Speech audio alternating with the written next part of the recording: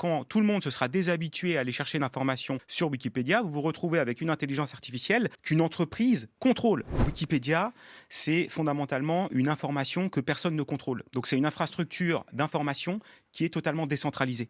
Et donc ça, c'est à la fois une garantie de qualité, mais aussi une garantie d'indépendance et de neutralité.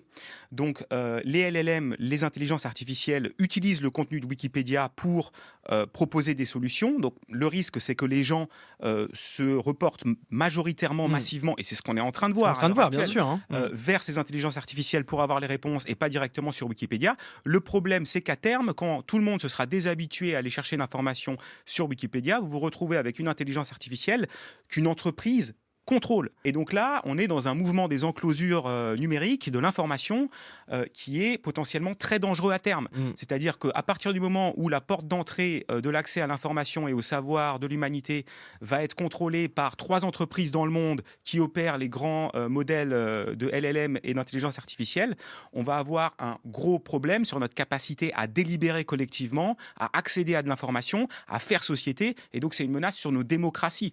C'est ça qu'il faut comprendre, c'est que Wikipédia, c'est aussi un pilier de notre capacité à faire société en démocratie, justement du fait de ce non-contrôle et de cette décentralisation. Et donc l'IA, ça, c'est un des risques majeurs, en plus de scier la branche sur laquelle elle est elle-même assise, parce qu'au fur et à mesure qu'elle va assécher la communauté des contributeurs, à terme, l'intelligence artificielle qui absorbe ces contenus risque de perdre sa pertinence à long terme.